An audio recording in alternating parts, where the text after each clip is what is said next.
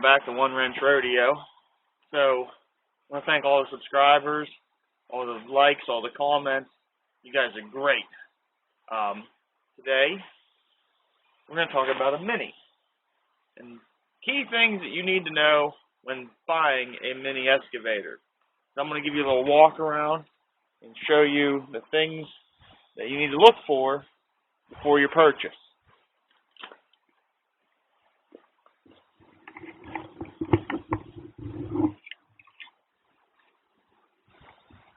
So when I had bought mine, I knew it was a Kobelco. And I thought that's good because I know the local Kobelco dealer. They do a good job, so let's purchase one of these. That's something you should take in consideration when purchasing your own. Is who is the dealer in your area? Is it Cat? Is it JCB? Is it Newsom Whacker? Is it whoever? Bobcat? Doesn't matter. And you don't want to buy a machine and find out you have to have all your parts mailed in.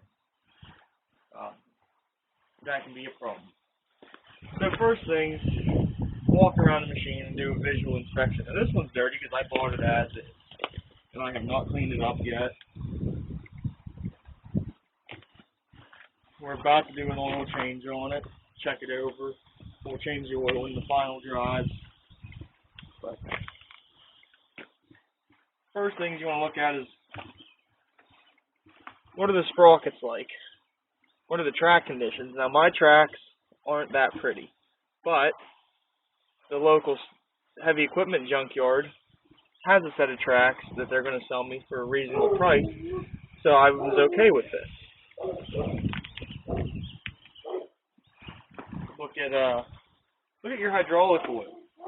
See if it's milky and had water, then probably going to have pump damage. Mine was nice and clean. We didn't have pump damage or anything like that. Check if your pins are taking grease. All these areas, check for the slop in it.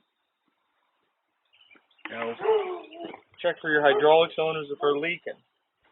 Mine were, but being mechanically inclined, I was okay with that because I knew I could repair them for a good price.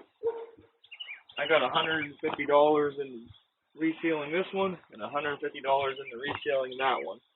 I used aftermarket parts and it works. The seals are holding. Even take a look at the little cutting edge on the dozer blade on these machines. If they're wore out, then that means this machine spent a long time pushing.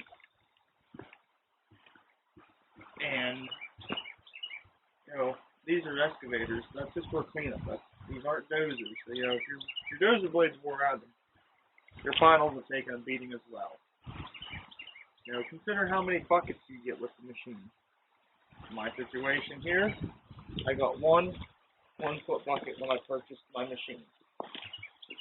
But that was alright for me because the local heavy equipment junkyard has a bucket for this that's wider at a good price.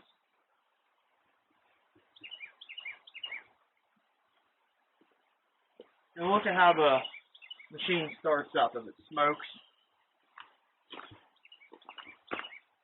if it's noisy in the engine bay, if it looks like no one's ever done any maintenance on it. Those are things you want to think of. Check your top rollers, your bottom rollers.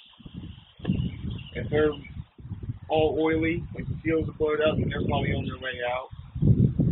If they're locked up, that's going to tear up your track. So these are just a couple key pointers that I like to point out when buying a machine or doing any kind of inspection.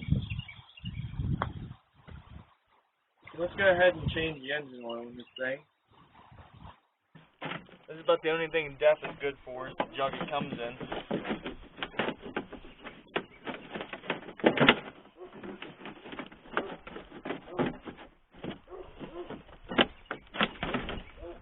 This is how a guy cuts his hand off because he's stupid.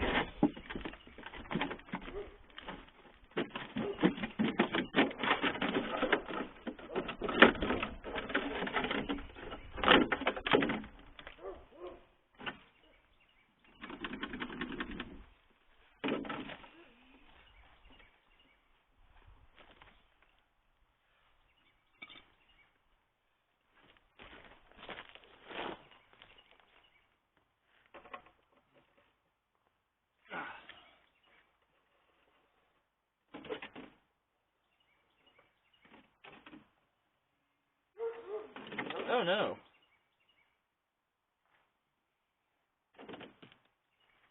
We made a little bit of a mess. I have no idea how much this thing holds. I'm about to find out. It surely couldn't be very much. It's just a little 3-cylinder Yanmar in this thing.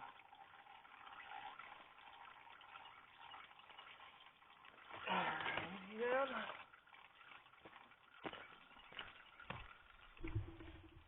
Oh no, that's drained out. Right inside of here is the oil filter. If I can get it off. Now I'm gonna need a pair of pliers. See, right down inside of there. Let me get a pair of pliers. Alright, we're back. Reach right down in there. Huzzah.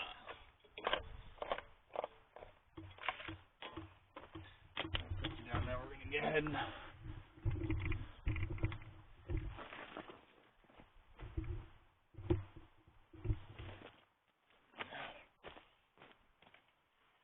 I don't want to line this up.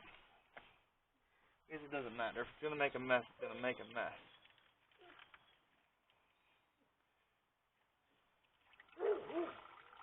Yeah, see. It doesn't have like a little drain spout or nothing. It's just going to run down in there.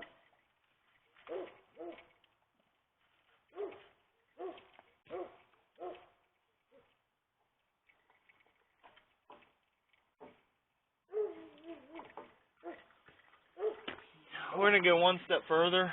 We're going to drain this out, then we'll cut this open with my filter cutter and see if there's contaminants in that filter. Always put a little fresh oil on your O-ring there. That way it ensures that your oil filter just gets a good seal. You don't roll that O-ring, or that, I guess it's really not an O-ring, that seal, whatever you want to call it. A little bit of oil on there. You can't really fill the filter before you put it on because it sits in there sideways anyhow. Not too tight, not too loose.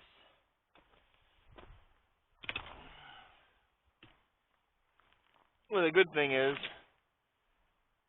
there's no debris, no metal shavings on the oil plug.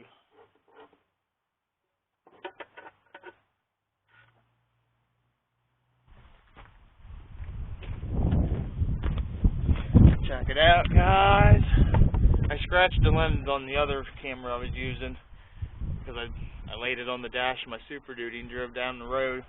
It's out there and just chewed away at the lens, so I had to spend another $80.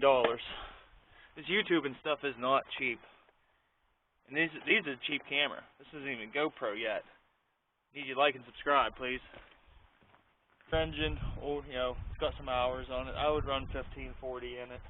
You know, maybe 1030 if you really wanted to. But for everything I have, I just run 1540. So I can buy one engine oil, put it in everything. Every mechanic should have a filter cutter of his own. Doesn't matter where you buy it, you should have one. I like to take the seal off of these top. If not, when you try to cut it, it gets all bunched up.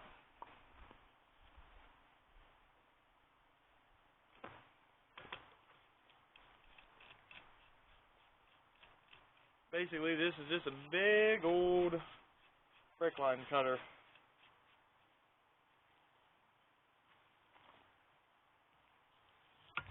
Run it around like that until the filter goes pop.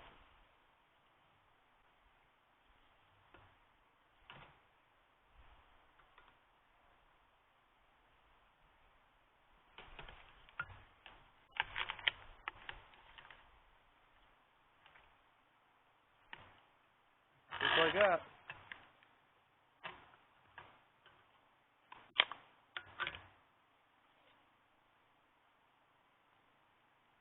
Ew.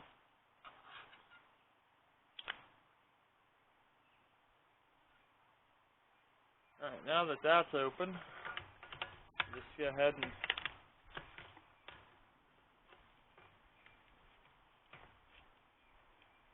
spin this back off to get the cutting dies off. There you go. This is the piece that we want to analyze right here. Pull a knife out. There you go.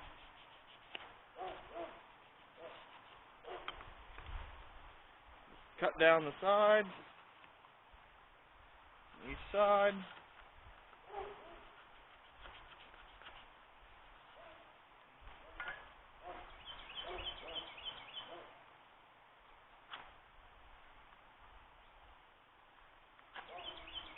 And you pull out a little section of filter element.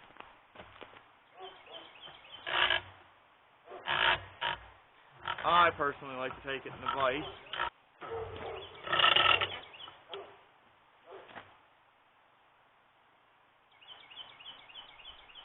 There's some poo in there.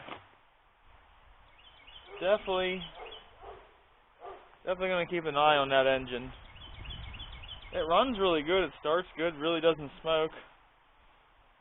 It definitely has a little bit of cuttings in it. I would have to tell you, for service intervals on a machine this size, I would change your final drive oils every 250 hours. Your engine oil every 250 hours. That engine holds 5 quarts of oil, and that filter is only $13. This is probably going to hold a quart of 80-90. You can afford to do it every 250 hours. You know, especially if you're putting, $10,000 into this. If that's what your purchase price was, then you want to protect your investment. That stuff's pretty black. I don't see any metal in it.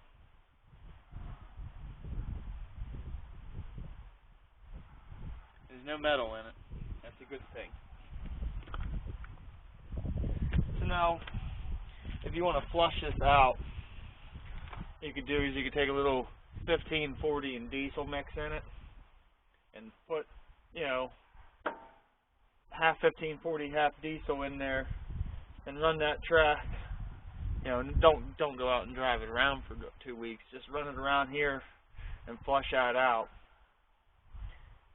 and get all the bad oil out. So you can start with fresh, clean 80-90, 85-140, 90 weight, whatever you're going to run in there.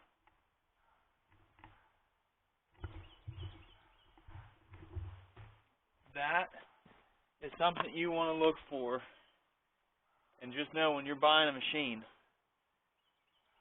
that link is coming out of that track. It won't be long before that sprocket finally rips that out, and then the track comes apart.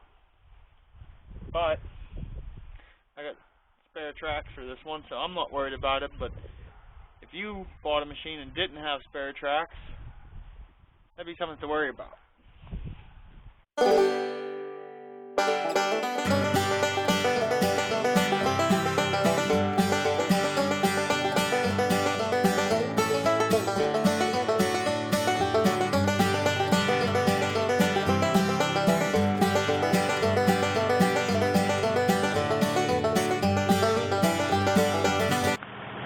Dig a drainage ditch along through here so it quits flooding this area over here. Now that we got the machine all serviced up, I'm going to start digging a ditch. Daylight is way out over there. I'm not going to finish it today. I don't have the stone and the pipes. I don't want to leave a ditch across my road. But we will get it dug out to the road.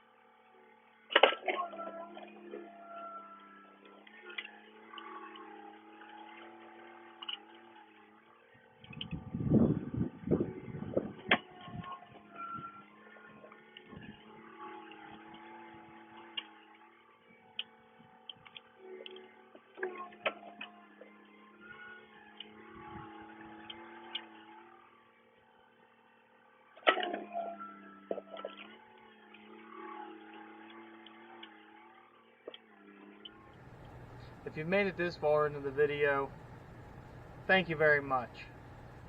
I hope that the tips and pointers that I'm showing in the video of this help you purchase a Mini or give you ideas on things you may have not looked for. I don't like seeing anyone getting a bad deal, so be careful out there and just know what you're looking for. Ask somebody, ask a mechanic. We'll tell you. We'll tell you if you like it or not. But thank you all very much.